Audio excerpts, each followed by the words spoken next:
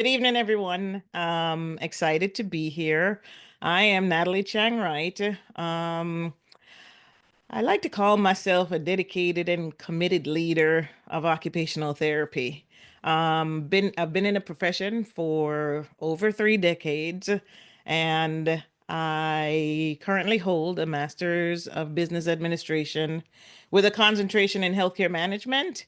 And I am currently enrolled in a PhD program in industrial and organizational psychology, hoping to finish sooner than later.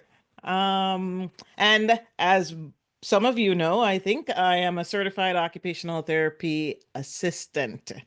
Throughout my career, I think I have some demonstration of a strong track record in successfully initiating and developing diverse programs, ensuring and reporting compliance for programmatic accreditation, and of course, in my role as the chair of the Diversity, Equity, Inclusion, Justice, Access, and Belonging Committee for AOTA, it is my goal to promote values that address those acronyms. Now, today I'm going to actually make a conscientious effort that if I'm using any acronyms or not to use the acronyms DEI, since it has been somewhat weaponized in our society. So I'm going to say out the words, even though it's unnatural for me and it takes a little longer, but I'm trying to drive a point home here. Um, my work experience includes roles as being OTA program director, team leader, director of operations, and I am always intricately involved in some sort of volunteer opportunity that supports advocacy, and I try to align myself with the mission and vision of any organization that I'm connected to. So I am glad that I am a part of AOTA, a member of AOTA, because my values align with the values of the association and of course of the profession. Um, in my role as the chair for the Diversity, Equity, Inclusion, Justice, Access, and Belonging Committee, and due to bylaws passing, I'm also a member of the board of directors currently. I am running for a permanent seat, well, permanent for 3 year seat on the board. And I hope that when we get done with this, you all will go out and vote for me, Natalie Chang Wright. I am a mother, I am a wife, I'm a grandmother. I have lots of siblings and nieces and nephews who I love dearly. I am family oriented. That is a direct connection with my experiences in occupational therapy and what the family unit and structure means to me as a foundation of developing humanness, which is my word today. So I encourage everyone to be kind to each other, to support each other, to empower each other, and to emulate confidence and goodness, so that we can have societies within societies of greatness for those who um, might be harmed by some of the challenges of the world. So I'm hoping that my position on the board, if elected, will help to bring forth um, some more opportunities for inclusion and belonging and justice within our profession. Thank you. Thank you. you. For those who don't know me, I'm Michael Urban. I am the current Speaker of the Representative Assembly, which also sits me on the Board of Directors for AOTA. And I also am an assistant professor at Columbia University's Programs in Occupational Therapy. If you look at my long history as an OT, again, I've worked for a couple of decades as an occupational therapist, wearing many hats. And I don't never say I specialize in anything, as some people like to do peds. I've always said I've done a lot more older adults, but I've bounced around in different settings from inpatient, outpatient, industrial rehab. I've worked with a 2-year-old child with autism all the way up to 102, going to the next client of a 102-year-old person in a nursing home. So again, I like to keep my hands in a little bit of everything, which is why I love being on the RA, which I had been involved with for a long time as an RA member here in Connecticut, representative, and then also the vice speaker for a year, and then the current speaker. I've also been a past president of the Connecticut Occupational Therapy Association here, where I really drove to increase inclusion of members and non-member voices within the association, which in turn drove up our membership numbers because people saw the value of the state association and what we were doing and that we were open to all members. As a Connecticut rep, I also, again, forged that need to have our members and non-members, anyone in the profession, make sure their voices were heard on our as member input. And that's something I've been driving home as a speaker right now, encouraging the reps to not look at their states, but to look across the United States as a whole and really be inclusive and getting feedback on anything that we have at that time before our business on the RA.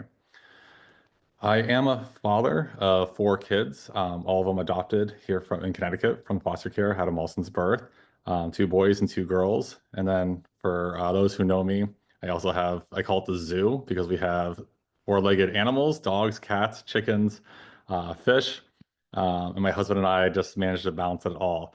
So just like Miss Natalie here, who keeps everything going, I also keep things going between work, teaching, and volunteering, and then the kids' activities and family fun.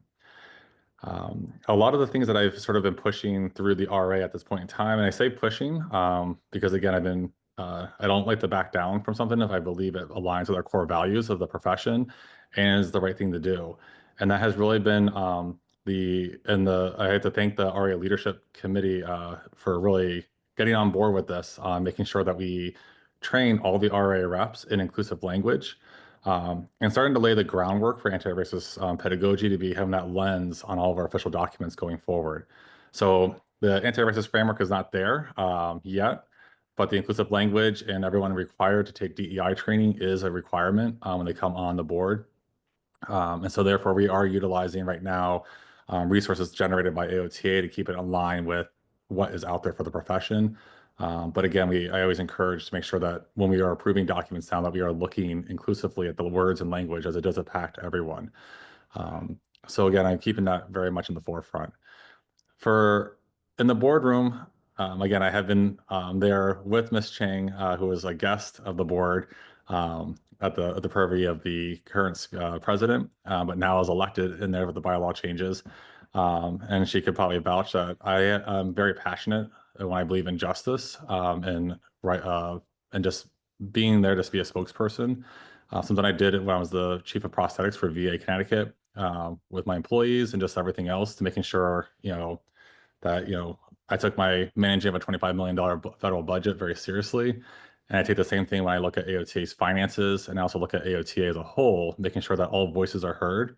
And even if I see it being overlooked, or comments being overlooked, I am not afraid to put my really big feet out there and put it in my mouth if I overstep or misspeak sometimes to make sure that the voices are heard, to make sure that everyone's voice and opinion is discussed and make sure that it's weighing in, that we are thinking across all boards.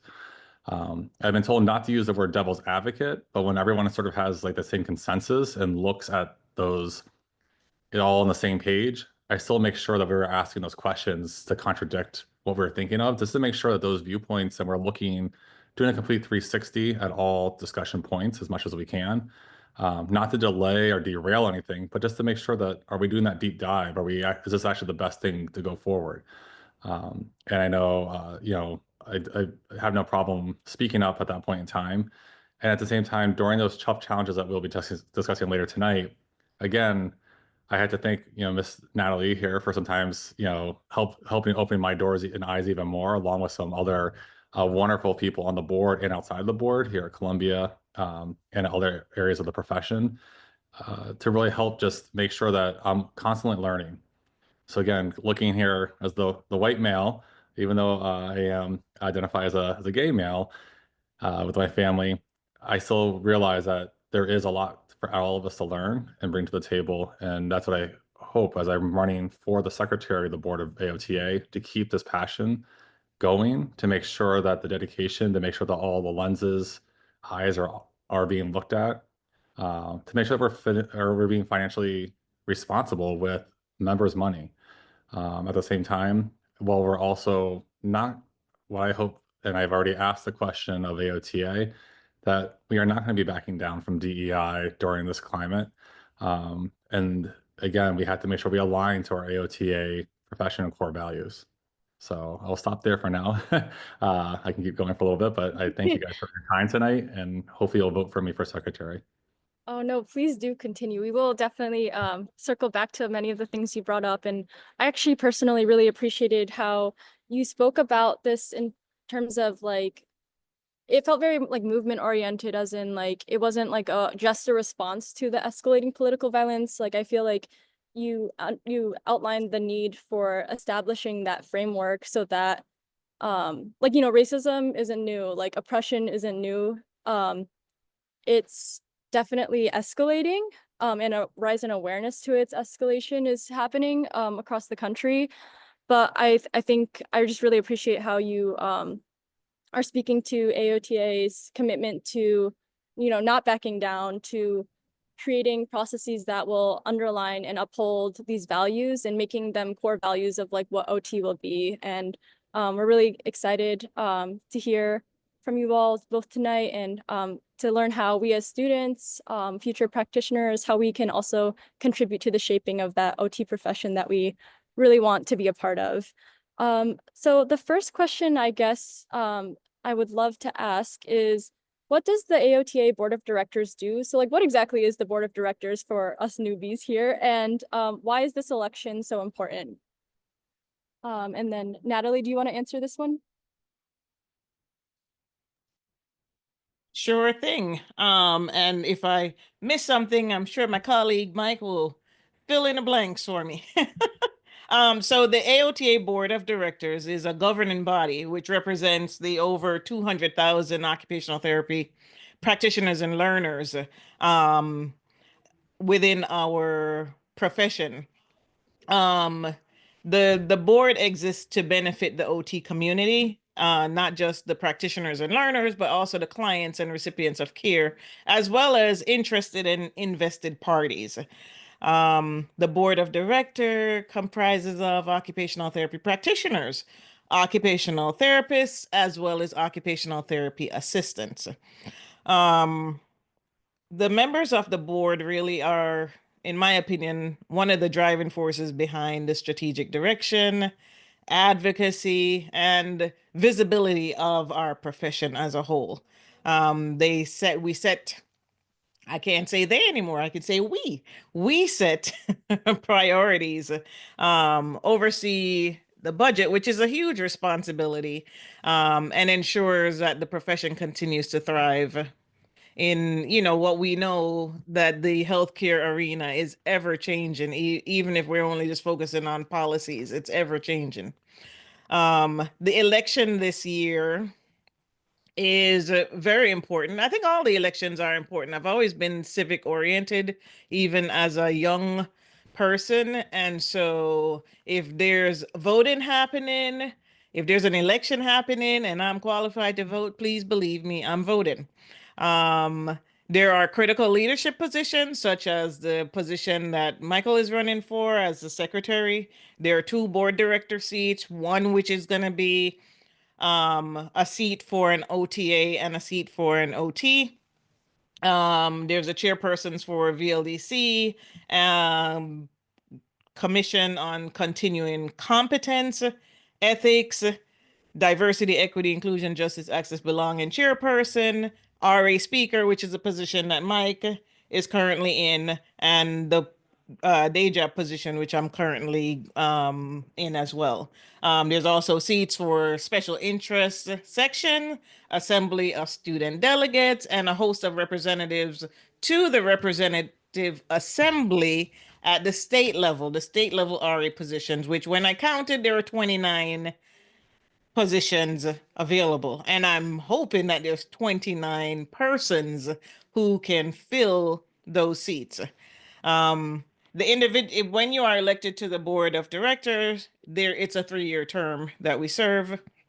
One of the focuses right now of the board is shaping and operationalizing what is burgeoning as the AOTA's 2030 vision, because 2025 vision, we have seen it, we've done it, and it is now 2025. So we are working on operationalizing that vision, as well as key issues and strategic planning that focuses on advocating at the state level, at the federal level, increasing public awareness of our value as OT practitioners, and of course, my love, fostering diversity, equity, inclusion, justice, access, belonging within our profession. I might just shorten that and say occupational justice, to just kind of encompass everything.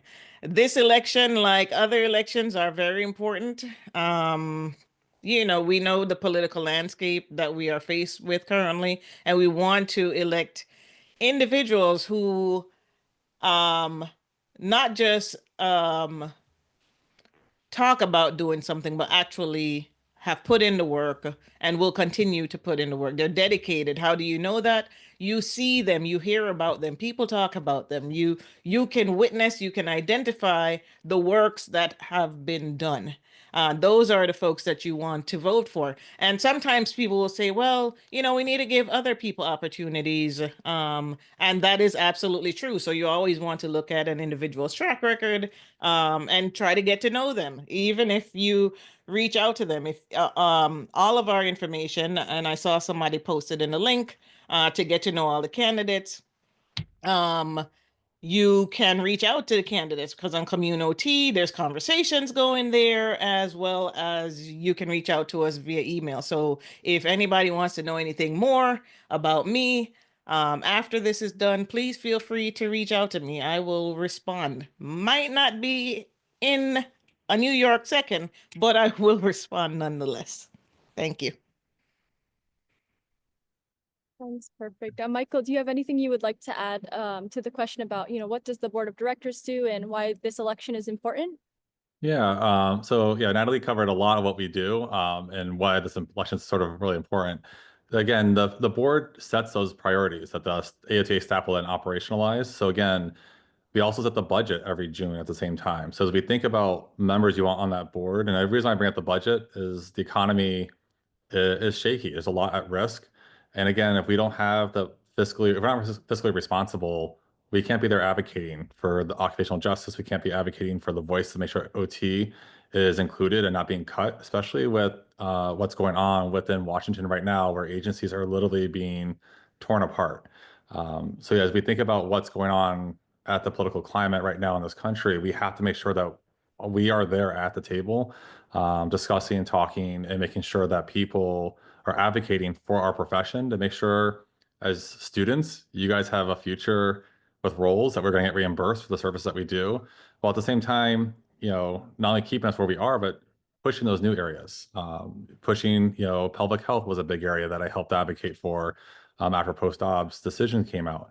So making sure that the members that were identifying in that area. So I did as the RA speaker, but also jointly with board members, with the president of AOTA. So if you think about our operational priorities for this fiscal year, the board set was around rehab and disability and children and youth was the two main areas for the AOTA to focus on. And really they focused on our students within 1 year of graduation, practitioners within their second year of membership, and then prospective members. And the reason why is membership has been declining within the association, and we have to make sure that's a lot of questions where I often ask, is this having a good return on investment? Is this driving back what we're looking for? Is it driving inclusive? I don't want to just see just all one demographic in our population. I want to see us reflective across the board of what our society and the people we treat and the people that we are also in the class. You guys are in class with right now. We should be looking very diverse. I don't want to say very diverse. We should be looking diverse in our membership and also across the board in how we practice. And those are the decisions that we think we have to make as we're in that boardroom having those conversations. Absolutely. And then just as a follow-up to that last point you made too about especially when we talk about diversifying OT, I was wondering if either or both of you would be able to share just your perspective, or if you have examples of the ways that the board is the direction that we're working towards, to not just, it's not enough to just like have another seat at the table. It's also about like making sure that there are like holistic supports to support diverse communities. And I'm really interested to hear a little bit more about what that looks like from the board end of things, and how we can get that out into the OT communities we're in. Yeah. I think two big things that come to mind, and Natalie, you can chime in too if you at any time. I think two big things that came was, one is having Natalie changed in the bylaws. Allocate, like, people don't realize, not just the vote, not just put the bylaws out there, but we had to actually allocate funds and restaff for time to take away from other projects to make sure that we had Natalie's voice and future voices there at the board to keep future boards in alignment, I would say, or in check. And at the same time, we also are advocating to make sure that the board has also advocated to make sure that people are there are seats. There are a lot of questions. Again, like I said, for the pelvic therapist group, they were looking at going outside the association. They didn't feel they had a space. They could create a space, and something advocating a lot. Why is there not a space created here? So I think that voice, and I've seen this within the student body, when they see the occupational justice going on, you guys are already carrying out that passion, the core values of advocacy, making sure that everyone has a spot, making sure that we are seeing and hearing you. And even I can tell you right now, one of the co-chairs of the post-op task force that we created, if you saw her on community forums and other forums, she was really critical of the association at that point in time for not acting, not responding. And again, she was very shocked when I reached out to her to say, I want you to chair this committee. Because she wasn't I felt was very expert and knowledgeable in this area. So as I think about what the board has to be doing and should be doing, is again, listening to all voices. And that's something I've always done and always will do. Even if the person disagrees with me, I want to know where are our differences and and what do I need to learn, or what do I have to look at? To look, not saying that there's a right or wrong, but what do I have to look at? That's what the board members should be doing at this point in time. And I think seeing those initiatives come forward, trying to address a lot of change, approving. Um, we have our DEI vice president, Relisha Gibbs, appointed. That was also, again, something the board had to approve and structure, that was presented by staff at a board meeting that we. Again, Natalie unfortunately wasn't non-voting at that time, but was still allowed voice to speak. And, President Stover really gave her the opportunity to be present in those discussions and to help, give insight into that. And I think, again, going to our core values and how we operate is what we need to keep doing. And as students, you guys right now, the fact that the title of this session today, what we're looking at is how Washington is changing, and not for the better. And again, not to be on a political side or choosing political sides, there's a lot going on either side that we have to look at, that both sides are doing and not doing, and your voice matters. And that's where one thing I always say, even if you disagree with something that AOTA maybe has done, or your state association where you are has done, still being a member gives you, one, you're now a member, they have to listen, or they should be listening. And two, you have to advocate. And that's one way, on top of what you guys already do as students. I've seen the student bodies across this nation come up for great causes, and I supported those causes as best as I can from where I am. And at the same time, being a member allows associations also to also advocate when Washington is looking at cutting possibly Medicaid and Medicare, or cutting services, cutting OT out of schools. And AOT has already actively commented that they are advocating to make sure OT is not cut out from OT K through 12 schools, which would be a huge loss to not only our profession, but also I think, just the future of America at this point in time. But now, if you want to weigh in at all. Well, I think you gave a very robust and comprehensive response. What I would like to also say is, the board of directors currently, there are 12 board of directors, 12 people. It is the only way that AOTA can be successful is by the board being informed by members, all members, student members, practitioner members, research members, academicians, and the whole 9 yards. And it's interesting to go onto the website and peruse the different tabs and see that while the board of directors make decisions, some decisions for the association, for the profession, we are mostly informed by people who serve AOTA by way of volunteer leadership. So when you look at the tab, and I'll try to link it there, for volunteer members, you will see a host of commissions and committees and councils. And I would be remiss if I didn't mention those folks, as well as the student delegates and state association who have volunteers and provide information that is beneficial towards making decisions to act or making decisions to not act. So it is really a collective of voices that helps to inform the board and help us to make decisions about what we really need to be focusing on and how to address these things. You know, we can't just say, okay, I don't like this, and I'm going to tell the board, and then it's going to get stricken down. There's processes that are in place to ensure that there's fair and equitable opportunities for people to voice their concerns. You can always send an email to any one of us on the board by writing to, what is it, board@aota.org. Or any other commission, council, or committee. They all have respective emails that you can send questions to. You can send your thoughts to. There is CommunOT that has opportunities for people to share their voice, which is what we need. 12 people can't be everywhere. That it's not humanly possible. And so we rely on the members of the association, actually the members of the occupational therapy profession, whether you're a member or not, your voice is still important. We need to know what's happening in your neighborhood, right? Around your block, because it's going to look different from what's happening where I live and how it impacts the members of the community, whether I'm serving them as an OT practitioner or otherwise.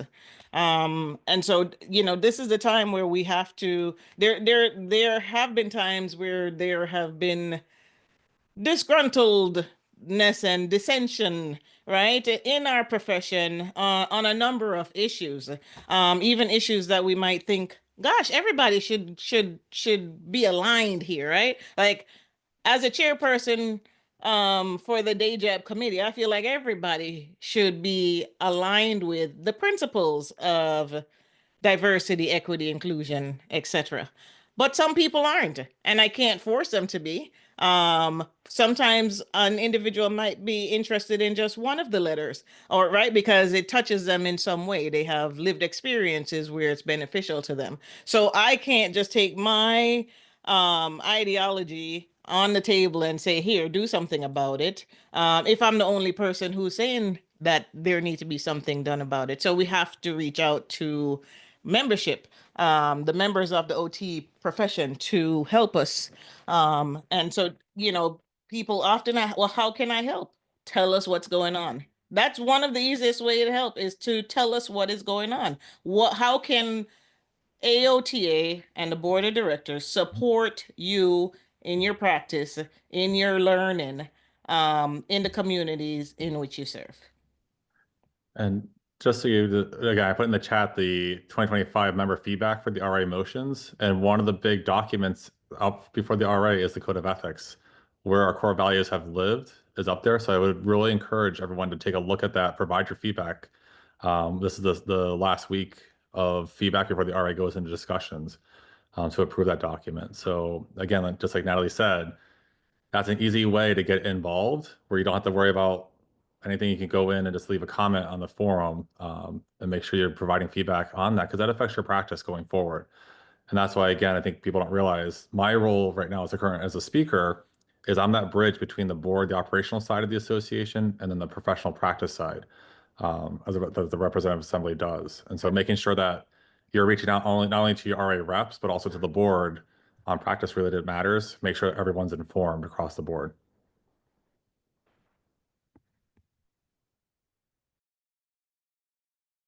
Thank you, Jen. Sorry, I think you're muted. I'm not sure if you're addressing your Thank you, speakers. Ellie. I knew it was going to Yeah. catch me at some point.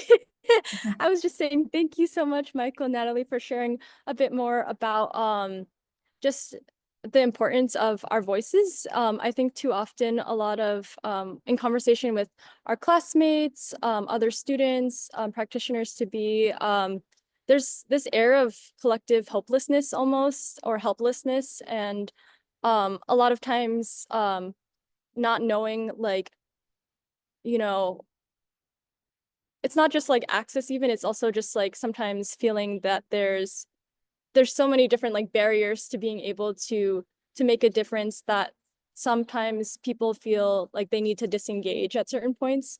And I feel like you both really spoke to the importance of civic engagement, the importance of our voices, the power of our voices, and you outlined multiple opportunities that I didn't even know existed, where we could find places to voice our concerns and voice what's happening, not just, you know, nationally, but like community, like what's happening really like here, that's real, that's right in front of us. So thank you for sharing that. I'm going to pivot to Ellie to ask a question that I think some other students also voiced in the chat, but Ellie, would you like to ask? Sure. Just again, I want to thank our speakers. I think you guys already touched a little bit on even student empowerment outside of leadership roles, which I really appreciate. Another thing I really appreciate was the your rich and long history of putting in the work for a lot of the DEIJAB, Natalie, as you said, words, initials, each and every one of them.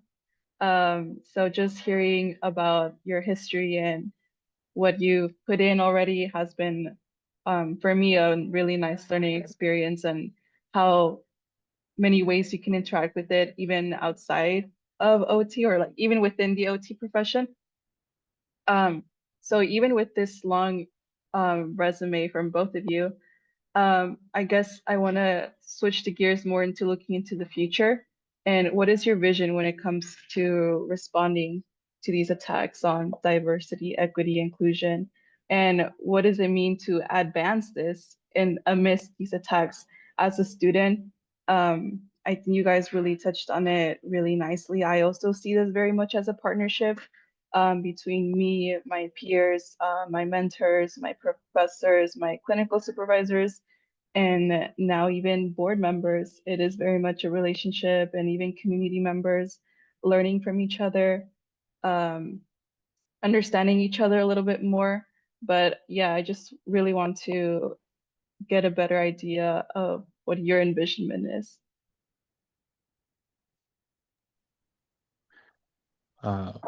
It's a great question, and something that, again, as I said, as running for board, the reason I'm running for secretary is I believe it's a very pivotal at this point in time to still stay at this high level position. That's where I want to stay, to really make sure that DEI is, and again, DEIJAB, is fully at the forefront of our association and what we do. Again, that's why as speaker, I push for the inclusive language to be something that we strive for, to make sure the commissions are writing with inclusive language, asking authors to do that.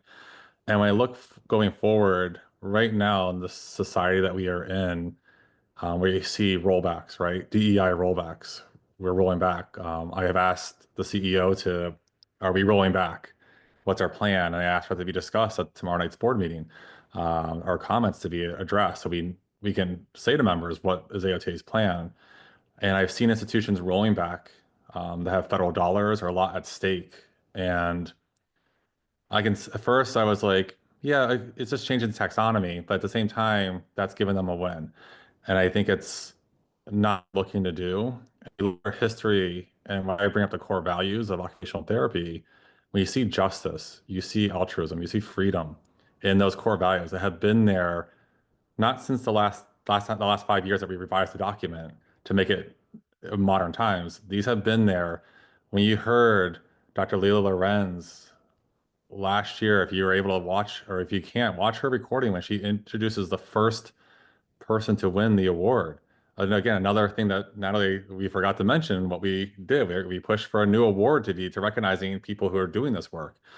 And when we think about that what she said, AOTA stood behind her at a time in the 60s where she was not allowed to go to a conference because of the state she was at. And because of the core values of our profession, and this is back in the 60s, AOTA refused to do business and go to where these laws stood.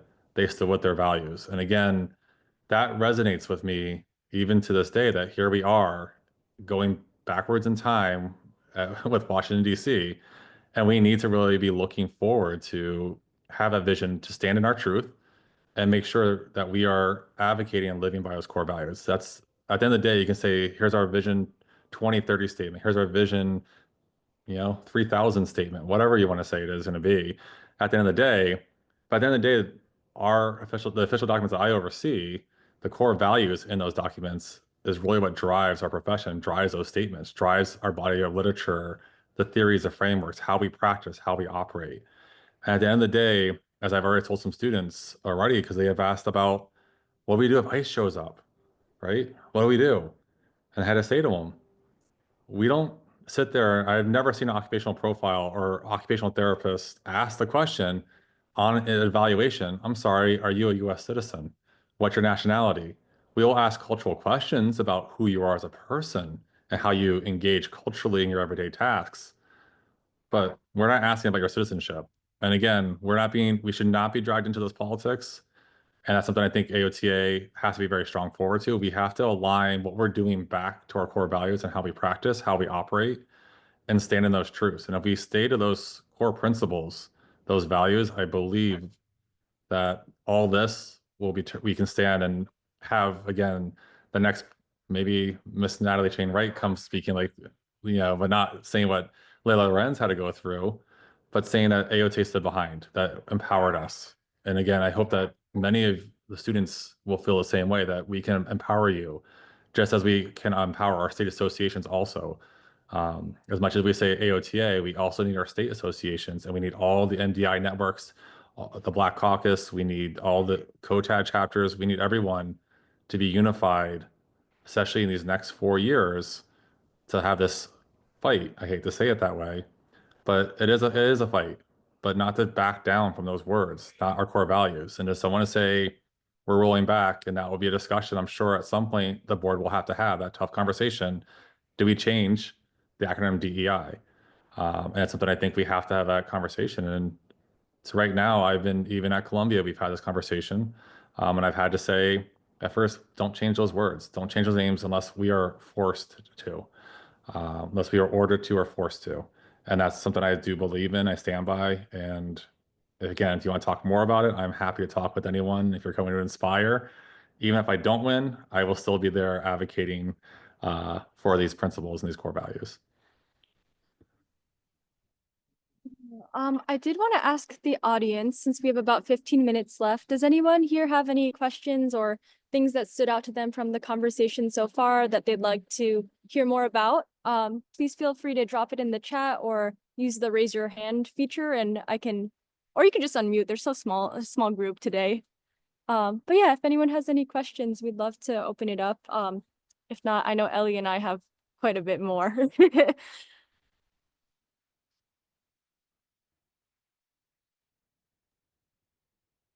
Does everyone have a plan to vote today? Or not today, but like just before the deadline on Friday? Don't wait. Murphy's Law will take effect. And with the time zone differences, vote today. Do not wait until Friday. I would like to encourage you to vote today tomorrow or Thursday and just relax on Friday and wait and wait for the results to roll out over the weekend or on Monday or Tuesday or whenever it does. Yeah, I would not um don't wait until Friday. Yeah. So I just dropped the link in the chat if you want to see more about the election information. I agree. I think with the time zones, it closes at 11:59 Eastern time. So that's for those of us in the West Coast, that's 8:59 in the morning on Friday. I don't know about you, but I might personally forget to do that on that day. So definitely be sure to click on the link that I sent. You do have to log into your AOTA account to access the information, but it has a lot of resources for you to make an informed decision, including the bios of the candidates who are running for each of the positions. There's previous recordings of previous events where you get to meet the candidates. They have some sample ballots for you as well, and spaces to follow the elections. So yeah, please check out the link when you can. And I'm going to follow up with another question, unless anyone drops one in the chat here. But I guess this is kind of piggybacking off of what like Ellie was sharing too, but just given the, escalating political climate, attacks on marginalized communities, you did touch a little bit on like AOTA's response and how we want to hold like steadfast to our values. How do you envision the role of OTs evolving to, and I think OT already does a lot of this as well, to protecting and advancing like I think when we think about participation as well, we also need to think about like civil liberties as well and just human rights essentially. And how do you envision the role of OT kind of evolving over the next, I don't know, 5 years, 3 years, next year, in protecting and advancing the people that we serve, especially with more and more rights being taken away. I know there's already threats to like health coverage, medical insurance, and in California, it was really, really hard like to get the telehealth like bill like passed over. So yeah, I just wonder if you had anything you wanted to share about that or words of wisdom for future practitioners as well of what to look look out for. Yeah, and sorry, I just also wanted to add in, yeah, I know Natalie, what really resonated with me in the beginning of this panel was you talking a lot about emulating confidence, inclusion, and belongingness, which I think even as a student organizer, I find myself really challenged sometimes to do.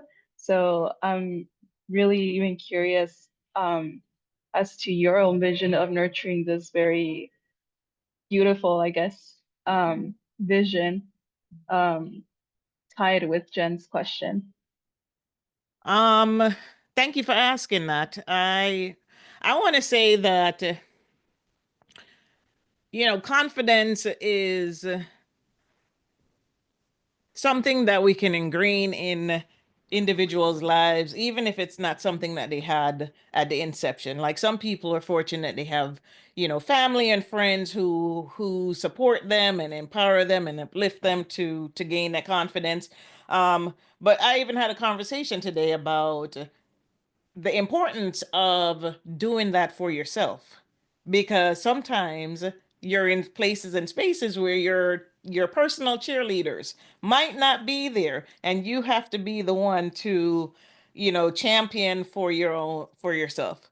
A couple years ago, some colleagues of mine presented at AOTA Education Summit um, on being the only, right? And for many of us who are from historically marginalized communities, we have been in spaces where we were the only, right? I've been in plenty of spaces where I've been the only woman or the only Black person or the only Caribbean person, right?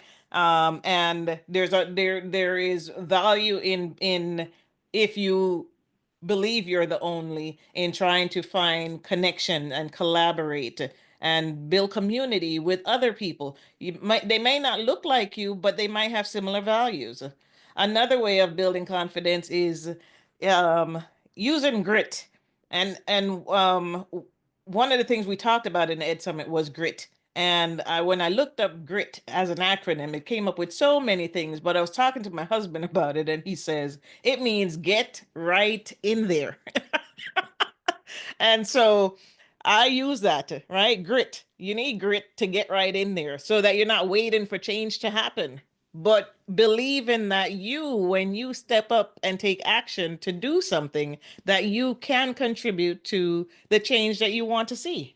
And I think this is one of the important reasons of having diversity in various places and spaces, because then we get to see people who look like us, people who have similar values, people who have similar experiences, whether it's on a religious end or in some instances, a political end, or, from a cultural lens. We have to have that community to then be able to advocate effectively. And so when I mentioned earlier about everybody having a voice, I'm not just saying that to say it. Like, you actually have to speak up. There's a phrase in my community that says a closed mouth doesn't get fed. So if there's something that you need, whether it is to promote you, to protect you, to uplift you, you have to be able to say what you need, because people aren't mind readers, right? Similarly, to touch back onto the DEI challenges, the attacks on DEI, and what I mentioned at the beginning about it being that the acronym being weaponized. I would like to encourage you all to, one, do as I have been doing, is say the words out loud, because they're not abstract concepts, right?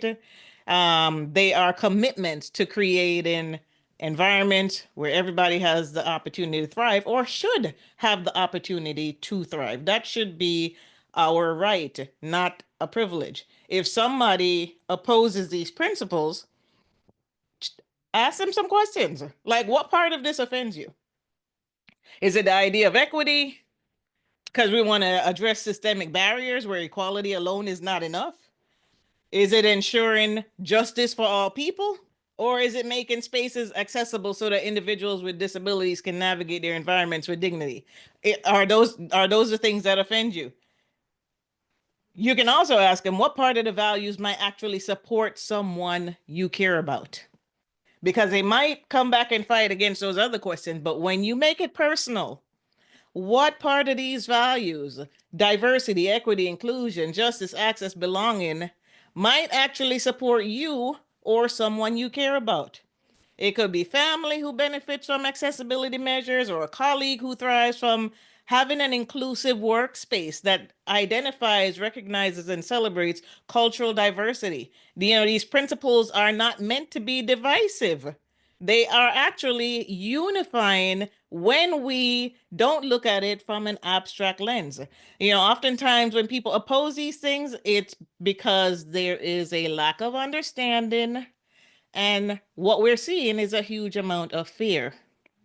And fear we can dismantle and destroy by telling truths, by speaking up, by using your voice. We can create change by fostering thoughtful conversations. And this happens in a lot of the affinity groups that are connected to occupational therapy. Mike mentioned some of them, COTAD being one of them, Diverse OT, MDI, and all of the groups, all of the networks that fall under MDI, Brothers, as one of the, another organization. You can also do things if you're like, okay, I don't want to write to AOT. I've already done that. Write your letters to Congress. Matter of fact, call them, right? There, I found this lovely website called fivecalls.org. Last week, when I went on it, there were 18 issues that they had listed. Today, it's 22. That means the list of issues are growing. They are growing as these executive orders are being rolled out. You can call and choose and put in your zip code, and it will connect you to the senator and the congressmen and or women that serve your community. And you can talk about the things that you want them to do for you. You vote for them, just like you will vote for us. So if you need something from us, you'll reach out to us. on a larger scale of what is happening in this American society, we have to also activate Congress, senators, city councils, mayors, the whole shebang. Everybody gets involved. Everybody has to get involved if we want to see change. And the same holds true at AOTA. That's why I mentioned it's the board alone does not make all the decisions for the profession or the association.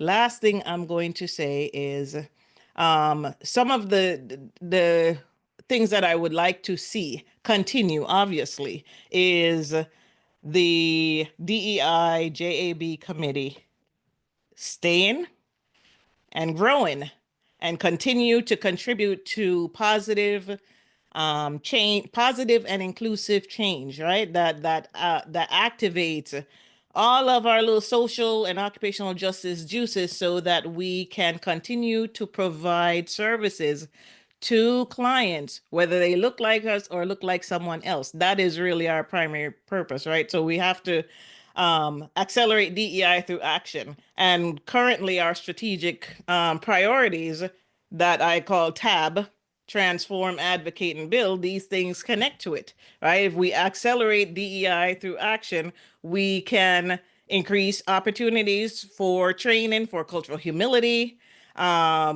and then look at how we can eliminate barriers for underrepresented practitioners, including OTAs, in certain programs and fellowships and things like that that are being offered. We need to secure the profession's future, I should say. We have to advocate on multiple levels, like fighting for coverage for our clients, whether they're receiving Medicare or Medicaid. It is a threat. Right now, one of the executive orders is a direct threat to more than 7 million citizens of this country may not be able to receive the services because of some of these challenges. Request that CMS reforms and recognizes OT's role in chronic care management and allocate resources for disability accommodations and DEI training. And one of the things I'm going to recommend is developing a crisis response team for members facing challenges, whether it's workplace discrimination or environmental hazards due to natural or otherwise disasters. Right now, I'll say one of the other initiatives that the Diversity, Equity, Inclusion Committee developed was a forum in commune OT called Dear Deja. And while it is not a crisis response forum, if there are stories you want to tell, if there's advice you would like to give or get, you can do that in that space. It's for all of the diverse voices of our profession. So, you know, we are about action. I can say that about myself. I can say that about Mike. We are about action, right? Ensuring that allocation of finances supports these day job initiatives and other initiatives, right? That support students, right? That your funding for school is also on the line as a result of executive orders that directly impact the Department of Education. I'm going to suggest that we get quarterly impact reports on strategic plan metrics that are supposed to improve diversity efforts. Otherwise, how can we report that what we're doing is working? And, you know, AOTA is good about hosting town halls and listening sessions, and encouraging people to go out and advocate. There's a whole advocacy team. I'm going to put a whole bunch of links in there that you all can check out as a way of being in partnership with the board members, but more importantly, with the occupational therapy community. Thank you. Thank you so much for sharing that. We have just about 2 minutes, so I'm just going to pass things over for both of you if there's any closing words you'd want to share. But Lisa, you did drop a question in the chat about tangible ways to advocate and if there could be a basic summary of how current legislation changes may impact our practice. I know Natalie kind of addressed some of those areas there, but If we don't have time for it today, if you could, Natalie and Michael, maybe direct some links or drop some links or contacts for us to look into to answer that question, because I think it's a really powerful and important question. And it's really great that, this as students, like we really want to be a part of this process. And it's really great to know that on the other side of it, the board also wants to hear from us as well. So thank you for that. And Michael, do you want to share some closing words? Yeah, and I saw that question come in too, and thank you for bringing that up about, Natalie sort of hit some of those areas that are being attacked legislatively. And again, running as the board secretary and the current speaker, one best thing I can say is, again, as Natalie and I have said, reach out to us, right? Reach out to the entire board, reach out to the different commissions. We shared the OT forum. The RA right now has its member feedback. Put your voice in. And you think about how can I advocate, right, for what you're passionate about, and look at the NDI networks, look at all the different OT associations on top of AOTA. And one thing I'm a strong believer in is being a member of AOTA and your state association, but at the same time, like Natalie said, use the legislative center on AOTA to reach out to your members of Congress, reach out to the members at the state level, reach out to your towns, your school boards, reach out to every level at this point in time to look at educational and attacks that are being done on education and healthcare across the board, where cuts are, to make sure, again, that OT is going to be there for the future, for the next 100 years for the people here in America and the world. And as I think about where we need to be going, where we need to be heading, I think we really have to be looking at, again, having the funds, the availability, the resources there allocated and dedicated to making sure that we're providing those member value services. And that's one thing we keep hearing time and time again. When people say, I don't want to be a member, I don't feel valued, I don't feel it's there. It's a question we keep asking time and time again. So it may sound like a pain sometimes. You may not get a response sometimes. Another thing that I've advocated for, that the board secretary responds, or at least acknowledges your comments, because again, a lot of people I found as speaker would put requests in that were for the board or for AOTA staff into the RA. And when asking, they said, well, because you guys respond, we hear back. So I brought that feedback back to the board and said, we need to be responding. We have to have closure to this feedback, and we need that closure. And sometimes it may not be what you like. It may not be the same outcome you're looking for, but still having that voice and acknowledging that voice. And that's what I hope to do as board secretary, is to, again, bring your voices to the board.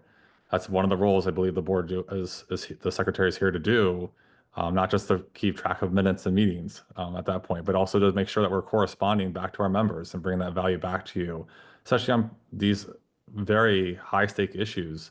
We're looking at the new Secretary of Health, the secretary who's yet to be confirmed for Department of Education, is known to be set to go and destroy the Department of Education.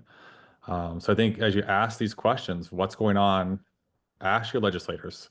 I could tell you in Connecticut, Congresswoman DeLaura and I had a nice conversation many times. And I've talked to her for over 30 minutes walking down the street about occupational therapy and what we do, how we value stuff. So now when she sees me, one year, actually, she actually sent out her flyer to her constituents, and on there was my family, was on the cover. That's from that same day of talking and educating her on why occupational therapy is so valuable and why we bring a unique lens, not only to healthcare, but to the world. And people, and even my husband sometimes says, you think OT should be everywhere? And I say, yes, we should be everywhere. When we live by those core values, we should be everywhere. And right now, I think one spot we need to be is more in Washington, in the White House, potentially, just to be. And we do have a New York State senator who is an occupational therapist from Western New York, who is down there in DC right now. So I think, again, look at these issues that are before you. And one thing I always tell students is you have to look at what's going on, because when you're treating someone, they're going to come in and say, if they're on Medicare, Medicaid, they're on private insurance, how is this affecting me? Am I going to be able to come and still see you?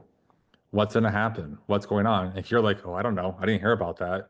Not saying you have to know all the answers, but if your clients are asking you those questions, then you should be able to come to your state and your national association and say, how do I respond? I need some information. What's the guidance? And I do have to say right now, your state's and your national association, we will struggle right now because, as you have seen, if you've been following what's happening right now in Washington, an order comes out today and it might be challenged legally. It might be on hold. It might be happening. It may not be happening. There's so much confusion and chaos going on that what we're really trying to do right now is try to get a pulse. And this is what the Legislative Affairs Department of AOTA is trying to do right now, is get a pulse on what's that true, I'll call it the true north, right? That compass of what's really going on and how much of this is being done deliberately to deflect from something greater going on versus what do we have to actually allocate our efforts. Because again, at the end of the day, we do have to look at our staff's time and our resources, and our membership is down across the association the last half this year. And with cost of eggs in some parts of the country over $10 for a dozen eggs, again, that's why I'm lucky I have 7 chickens right now. You could think about deferring those costs, but as you guys are students, first thing that happens as students, you graduate, you're not making the money that practitioners who are working 3, 4, 5 years out are making. You're making base pay, starting salaries. And so therefore, the first thing you do is you cancel memberships that are maybe required as students from programs, and that drops revenue. I hate to put it this way as money, but it does affect our ability sometimes to advocate and reach out. But I always believed, and that's when I was state president of CONOTA, the Connecticut OT Association, if you have to not be a member, you can't afford to be a member, that's one thing the association has to look at. At the same time, though, if you're a practitioner and I'm supposed to be representing you at the time in Connecticut and now nationally, and you reach out to me, I shouldn't care. I shouldn't be asking you, are you a member? Are you a paying member? If you're reaching out and saying, this is a problem, this is an issue, this is where I'm struggling with practice, can you advocate? That's that's what I'm here for. That's what I should be doing. That's what the board should be doing for AOTA. As state president, that's what I changed. And again, as you do that more and more, and you share some of those resources, I've asked for AOTA to bring stuff out from behind the firewall and move some content out that I believe is very impactful, very important, especially around DEI right now. Some articles have been published, and trying to really get those voices, making sure that it's out there. Share this right now. People need to see this and hear this right now. We don't have to have it behind a firewall where only paid members get it. Everyone in the profession needs to know, and that's what we're here for. And that's where I believe the value is coming for, and that's the voice I will continue to bring if elected secretary for the board of directors.